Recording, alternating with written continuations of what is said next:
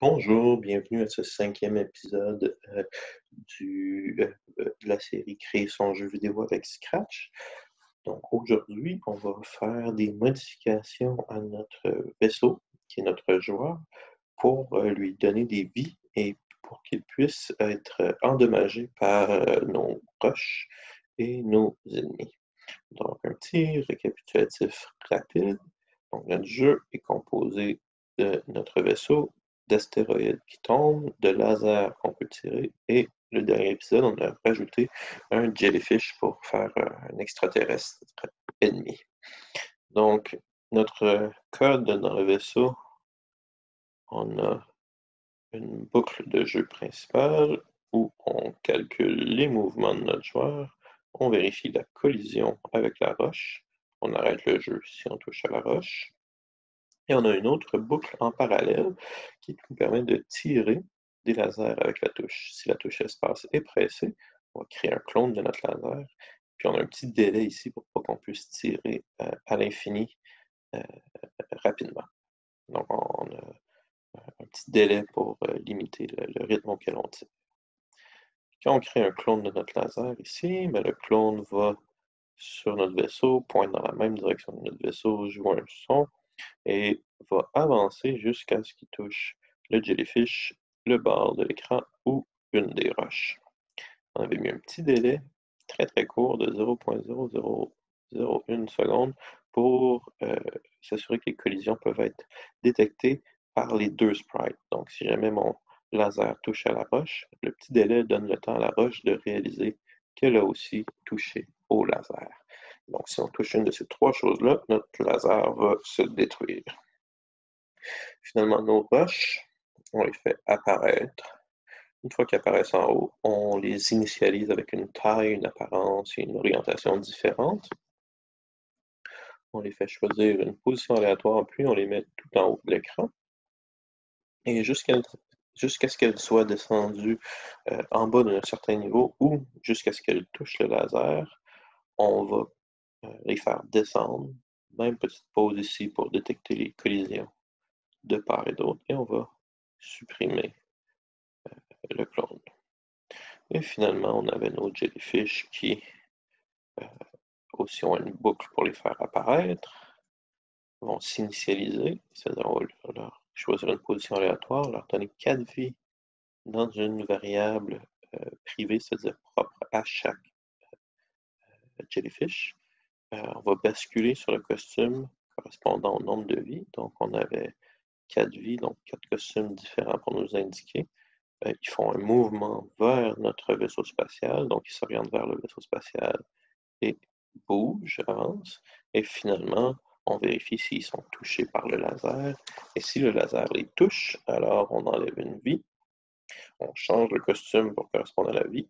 Et si jamais les vies sont à 0, alors on supprime ce clone.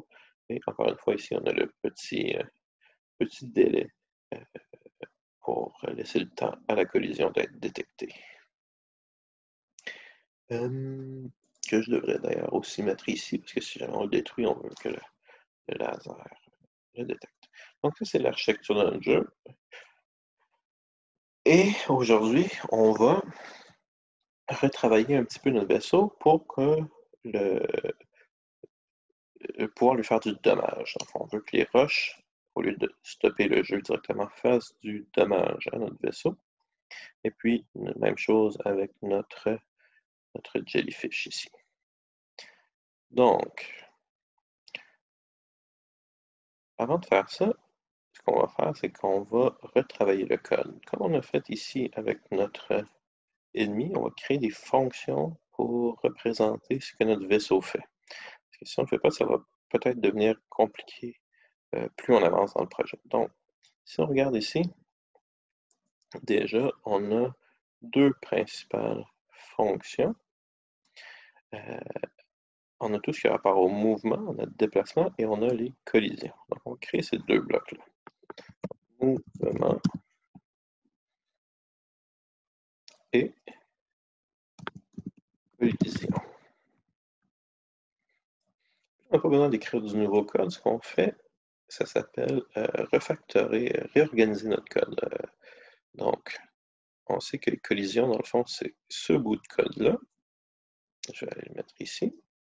Puis, je vais remplacer le code où il était par cette fonction. Ça nous dit clairement que ça fait les collisions. Et finalement aussi, je vais faire la même chose avec nos blocs pour le mouvement, que je vais aller attacher ici. Là, je vais cliquer avec le bouton droit, je vais faire nettoyer mes blocs. Et là, on voit notre bloc principal où on fait le mouvement, les collisions. Le mouvement, c'est ça ici. Et nos collisions, c'est ça ici. J'aurais pu faire la même chose pour tirer, mais je peux le faire. Tirer, ça va être que si la touche espace est appuyée, on va faire ça. Et puis on va le mettre ici. Les fonctions, habituellement, on va les faire si on va réutiliser plusieurs fois le même bloc de code. Et dans mon cas ici, je l'ai utilisé comme une façon de clarifier et de mieux organiser mon programme, de le rendre plus lisible pour les autres. Donc maintenant, ce que je veux ajouter aujourd'hui, il y avait deux choses que je veux que mon vaisseau puisse faire. Je veux qu'il puisse avoir du dommage et je veux qu'il puisse mourir. Donc, on va commencer par mourir. Ça serait la fonction simplement mourir. On va expliquer plus tard au jeu qu'est-ce que ça veut dire mourir. Et finalement, on va faire une fonction qui s'appelle dommage pour avoir des dommages à notre vaisseau. Parce que là, je veux pouvoir spécifier combien de dommages. C'est-à-dire, je ne veux pas que les astéroïdes fassent le même dommage que mon jellyfish, mais je veux pouvoir utiliser la même fonction pour faire différents types de dommages. Ce qu'on va faire, c'est qu'on va rajouter ce qu'on appelle une entrée, c'est-à-dire un nombre ou un texte. Ça pourrait être aussi une opération booléenne ou juste une étiquette. Ça, c'est pas une entrée, c'est juste pour rajouter du texte. Mais une entrée, ce que ça fait, c'est qu'on va pouvoir donner de l'information à notre bloc, à notre fonction, pour qu'il puisse l'utiliser dans son exécution. C'est-à-dire, nous, ce qu'on va lui donner, c'est le nombre de dommages. Donc, combien de dommages on va avoir fait. Puis vous remarquez que le bloc définir a maintenant sa propre petite capsule pour faire référence à ce nombre-là qu'on va lui avoir donné. Donc, on va aller, puis on va retravailler, puis on va placer maintenant ces fonctions-là. Donc, les dommages, ça va arriver quand il va y avoir des collisions avec des ennemis ou avec des roches. Donc, ici, je pourrais enlever ces deux choses-là. Et je vais dire, quand tu touches la roche, on va faire 10 dommages.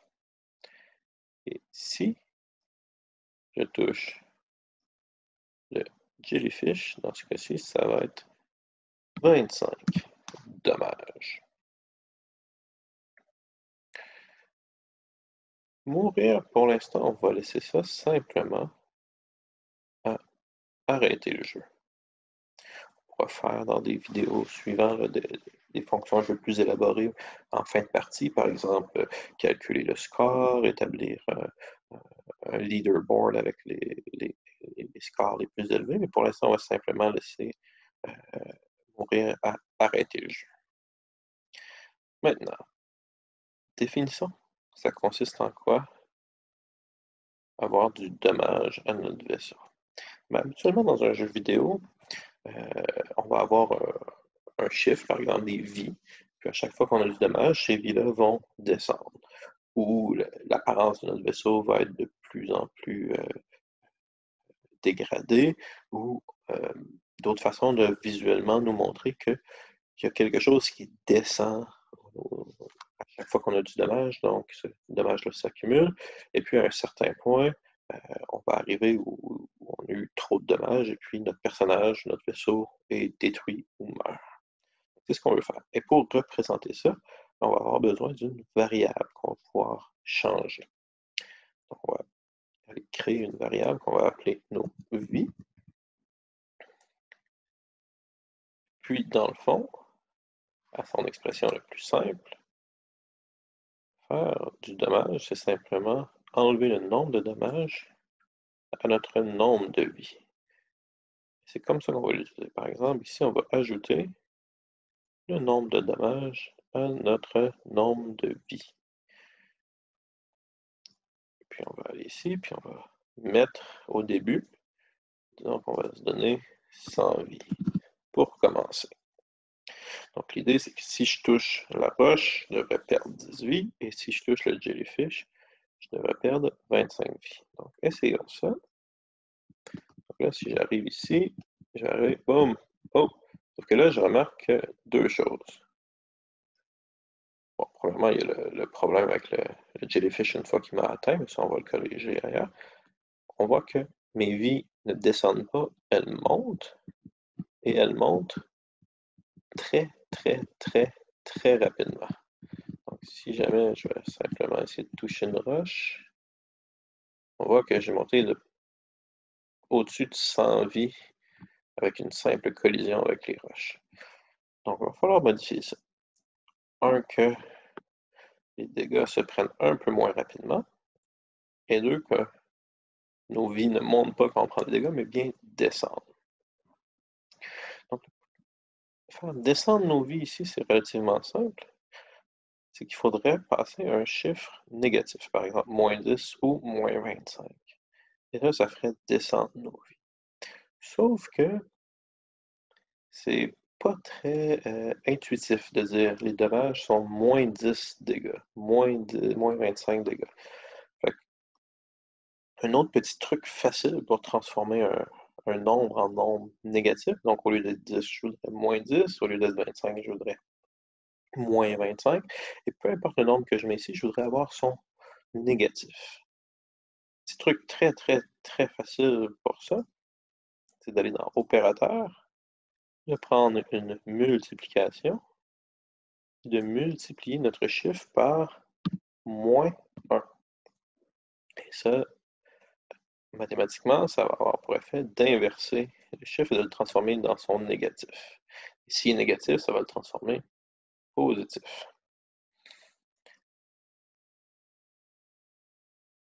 Donc, avec ça, maintenant, je devrais voir que mes vies descendent. Effectivement, elles descendent au lieu de monter, mais elles descendent encore beaucoup trop rapidement. Donc, ce qu'on va faire, dans plusieurs jeux, on a une petite animation quand on a du dommage pour nous donner le temps de se déplacer ou de sortir du dommage. Donc, on va créer une petite animation pour notre vaisseau pour l'empêcher de reprendre des dommages instantanément.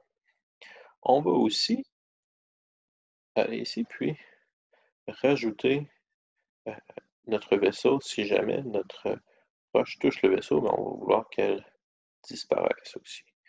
Donc ça, on va simplement dupliquer notre OU. On va tasser celui-là. On va aller dire Rocket Ship. Et on va aller le mettre ici, comme ça ici.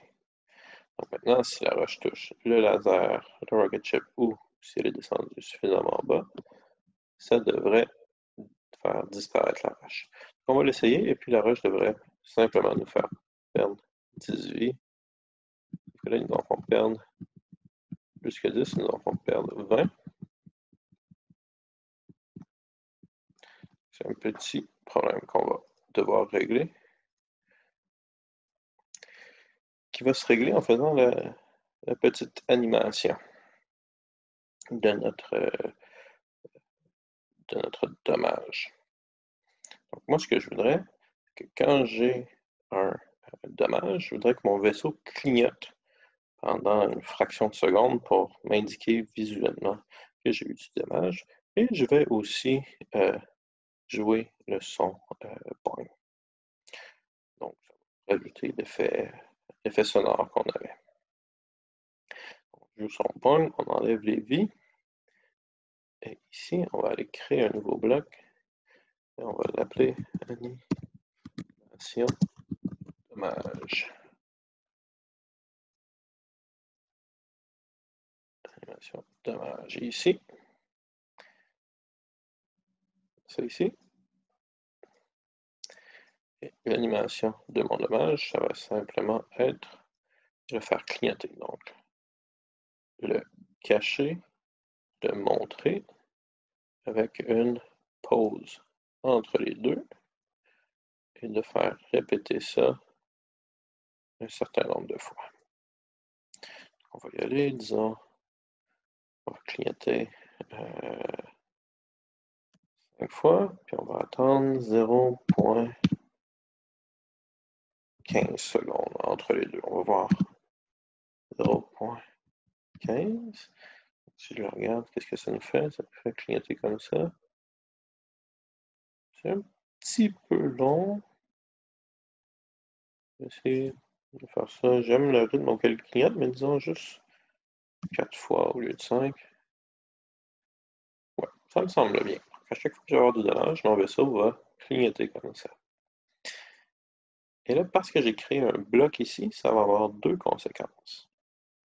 La première, quand j'arrive dans ma boucle ici, je fais collision. Donc, j'entre dans le bloc collision. Dans la collision, je vérifie si j'ai touché à quelque chose. Sinon, je sors tout de suite de mon bloc. Si j'ai touché à quelque chose, alors j'exécute le bloc dommage. Et là, dommage, il fait ça, il fait ça. Et l'animation de dommage, elle, va prendre un certain temps vu qu'on a un délai ici. Donc, elle prend 0,3 secondes x 4, donc 1,2 secondes ici à être exécutée. Donc, on va prendre 1,2 secondes à notre code avant de retourner ici et de recommencer pour vérifier les mouvements et les collisions. Donc, ça va prendre au minimum 1,2 secondes avant que je puisse réappliquer du dommage. Donc, ça devrait régler la question de notre roche qui nous faisait 20 de dégâts au lieu de 10 parce qu'elle nous faisait deux fois le dégât très rapidement, là, avant même d'être supprimé après le 0,001 seconde. Donc, on voit qu'en 0,001 seconde, je pense qu'il me manque un 0 en plus. Donc, dans ce petit temps-là, elle a quand même le temps d'exécuter le code de dommage deux fois. Donc, on a quand même le temps de passer deux fois dans ma boucle de jeu pour appliquer deux fois les collisions et les dommages. Donc, en ayant cette petite pause-là qui le fait clignoter, ça devrait régler le problème. Je vais aller, sauf que là, je devrais aller ici. Je vais à 50, 40, 30. Ouais, parfait. Donc, vous avez aussi remarqué, on va arrêter le jeu, vous avez aussi remarqué le problème, c'est que quand mon animation de dommage se produit, je suis immobilisé parce que je suis encore dans le bloc collision pendant le 1,2 secondes de mon animation avant de sortir du bloc et de retourner dans le mouvement et de réexécuter le mouvement pour pouvoir bouger. Donc là, le problème que j'avais avec mes jellyfish, c'est qu'ils viennent vers moi. Une fois qu'ils sont sur moi, ils restent sur moi. Et vu que je ne peux pas bouger quand je prends du dommage, ben là, je reste et ça m'immobilise comme ça. Donc, une façon de régler la question, ça serait de, ici au lieu de créer un bloc, ça serait d'envoyer un message. C'est-à-dire, on pourrait envoyer le message nation dommage. Et au lieu d'exécuter le bloc, ce qu'on va faire, c'est qu'on va lui dire quand je reçois le message animation dommage. Donc, la différence entre un bloc puis un message, c'est que le message va s'exécuter parallèlement, sauf si j'utilise le envoyer à tous et attendre. Donc là, on va attendre que le code soit exécuté avant de continuer. Et si on utilise le bloc qui est seulement envoyer à tous, là, on va retourner à l'exécution du code parallèlement à l'exécution de celui-là. Je peux montrer la différence. Donc, ça veut dire que quand je vais y aller, oups, mon vaisseau n'apparaît plus, probablement parce qu'il a été caché là. J'ai arrêté le clignotement ici. Donc, pour éviter ça à l'avenir, je vais simplement aller m'assurer qu'au début du jeu, on a montré le vaisseau. Donc, je vais aller ici. Vous voyez maintenant, même si je suis dans l'animation, je peux bouger. Mais ça me fait aussi prendre plusieurs dommages en même temps. Donc, c'est la différence entre le message et le bloc. Une des différences, c'est que le message, le bloc, quand je reçois, est exécuté parallèlement, tandis que si j'utilise le bloc, c'est ce qu'on appelle séquentiel, c'est-à-dire un après l'autre. Donc, on va terminer ce bloc-là avant de faire l'autre. Donc moi, je préfère que ce soit comme ça parce que je voudrais que mon vaisseau soit immobilisé et on va modifier un petit peu le comportement là, des jellyfish dans une vidéo ultérieure pour éviter ce problème-là. Mais pour l'instant, ça me satisfait comme c'est là. Donc, tout ce qui nous resterait à faire, c'est vérifier si on est mort. Donc, si nos vies sont à 0 ou plus basses que 0, alors on devrait mourir. Sinon, alors ben là, on va juste jouer l'animation du dommage. On va aller chercher un sinon. Donc, si nos vies sont égales ou plus basses à 0, que 0, on va mourir. Sinon, on va faire l'animation pour le dommage. Et puis là, ici, ben, on va vérifier si c'est égal à 0 ou si c'est plus petit que 0. Et puis ça, je mets ça parce que on voit que mes dommages ne sont pas 1 à la fois, mais bien par coup de 10, de 25, et je pourrais changer ça. Donc, si j'ai 5 vies et que j'ai 10 dégâts, ben, je suis rendu à moins 5.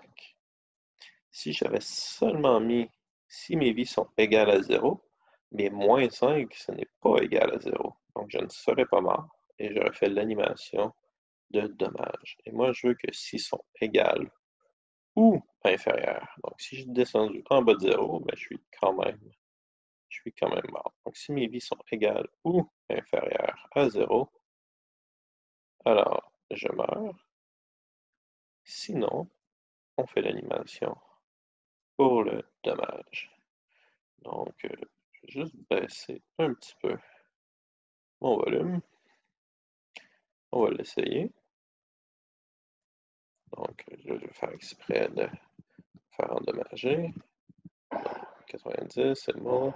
65, 40, 45, et le jeu s'est arrêté quand je suis descendu en bas de 0. Donc, dans les prochaines vidéos, on va établir une fonction un peu plus élaborée pour la fin de la partie, quand notre personnage meurt. On va aussi calculer un score, des points.